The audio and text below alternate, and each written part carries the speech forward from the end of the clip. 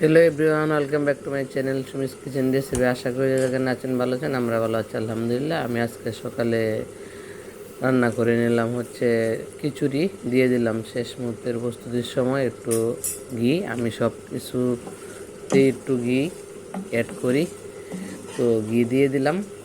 একদম হয়ে গেছে ফাইনালি খিচুড়ি। আমি একটু নরম খিচুড়ি পছন্দ করি, তাই লেটকাও না একদম শক্তও না, এর মাঝামাঝি একটা খিচুড়ি রান্না করে নিলাম। হয়ে গেল খিচুড়ি আমার।